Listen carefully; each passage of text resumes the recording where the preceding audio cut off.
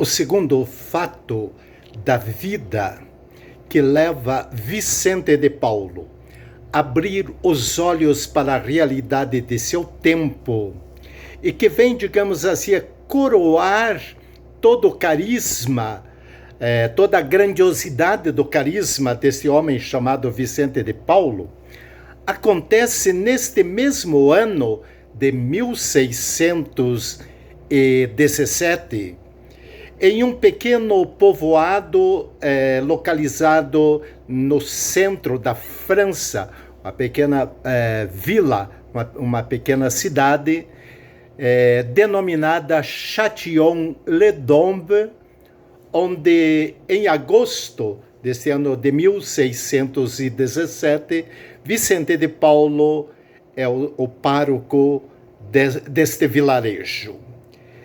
Um domingo do mês de agosto, possivelmente no dia 20 de agosto de 1617, é o próprio Vicente mesmo que nos conta o que ocorreu. Diz ele: como eu me paramentava, me revestia para dizer a Santa Missa, vieram avisar-me que numa casa afastada das demais, todos estavam doentes, sem ter sequer uma pessoa para assistir às demais. E todas em uma necessidade muito grande.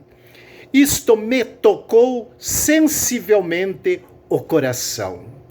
Que bom que a realidade do seu tempo toca os olhos e toca o coração de Vicente de Paulo. À tarde, continua Vicente, à tarde, depois das vésperas, ele mesmo vai até o local e, após ter confessado os doentes e lhes ter dado a comunhão, fica perplexo.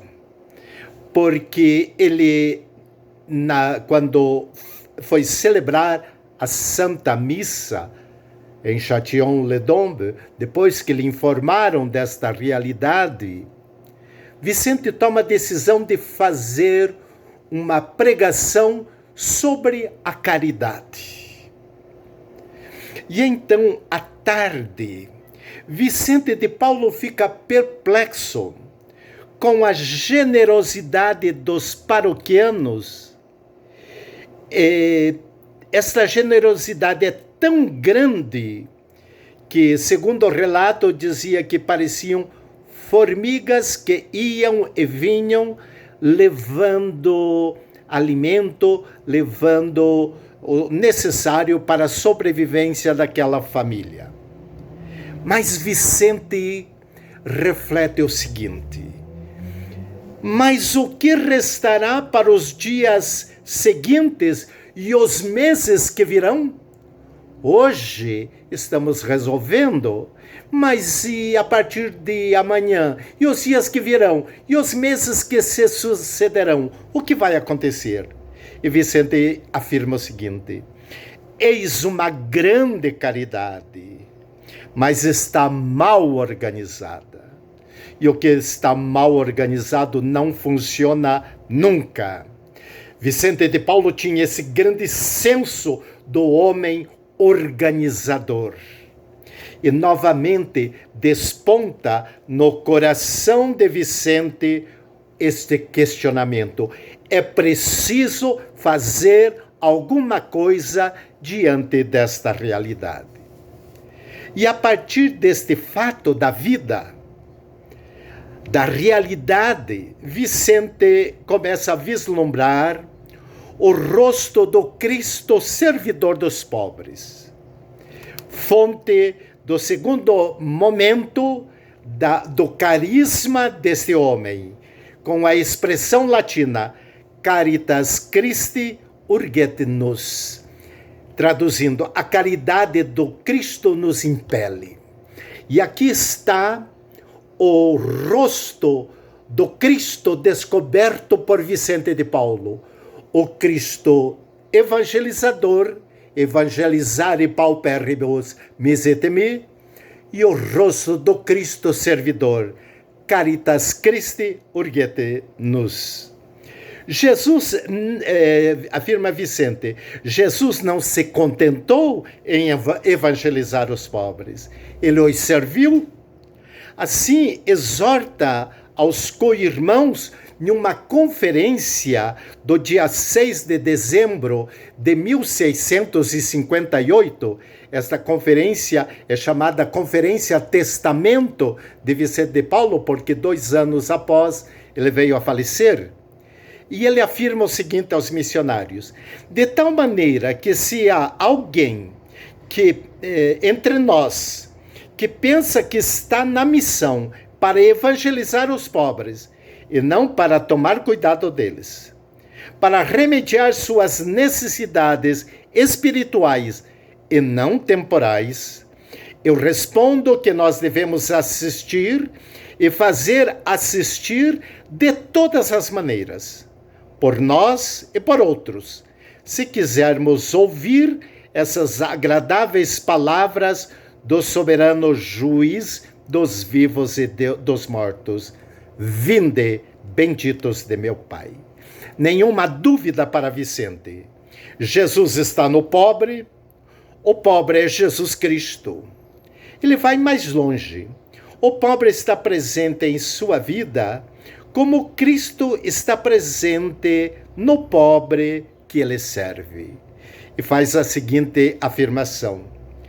Diz Vicente: virai a medalha, e vós vereis pela luz da fé que o Filho de Deus, que quis ser pobre, nos é apresentado por esses pobres. Ó Deus, como é belo ver os pobres, se nós os consideramos em Deus e na estima que Jesus Cristo teve por eles. E a descoberta desse Cristo missionário e servidor dos pobres faz com que aconteça a mudança no coração de Vicente de Paulo. E diante deste fato, ocorrido no mesmo ano de 1617, no vilarejo denominado Châtillon-les-Dombes, Vicente toma consciência do dever de cada um no cuidado com os pobres e da necessidade de se organizar em ação, todos juntos, organizados em congregação. É possível fazer frente a este desafio. E diante disto, diante dos fatos ocorridos em Châtillon-les-Dombes, vem a resposta eficaz de Vicente de Paulo. Neste mesmo ano, organiza as Damas da Caridade, em 1617, hoje chamada Associação Internacional da Caridade, AIC, presente em todo o mundo. A organização da Companhia das Filhas da Caridade, em 1633. Foram as duas respostas estáveis, institucionais, à miséria solidamente enraizada na França do século XVII. O povo do campo morre de fome e se condena, repetiria muitas vezes Vicente de Paulo ao longo de sua vida.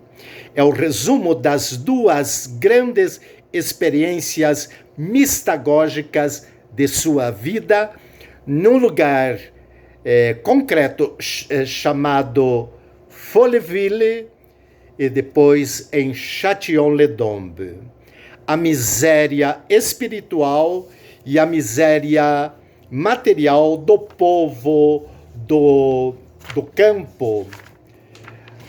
A essa miséria responderão suas duas obras magnas, Missão e Caridade, como uma única realidade, pois a missão inclui a caridade e a caridade inclui a missão, como no fundo era também a única experiência que havia dado origem à coragem de Vicente de Paulo em abrir os olhos para a realidade de seu tempo. ter descoberto um povo sofrido, humilhado, explorado, preso da avidez dos grandes, animais de cargas de uma sociedade baseada no privilégio, na glória, no luxo e brilho intelectual do século XVII. Com essas duas experiências, Folleville-Châtillon-les-Dombes, missão e caridade, e através da resposta eficaz que Vicente organiza, então a transformação da Igreja da França do século XVII. Que nós que queremos assumir este carisma de Vicente de Paulo, possamos sentir em nosso coração o dinamismo de seu amor e de sua caridade. Para viver este carisma, não se faz necessário pertencer à congregação da missão ou às filhas da caridade. Basta sentir amor pelo carisma de São Vicente de Paulo e pôr a mão na massa, começar o trabalho, não com discursos intelectuais a respeito do pobre, mas através de uma ação concreta que faz com que haja uma mudança também na realidade de nossos dias.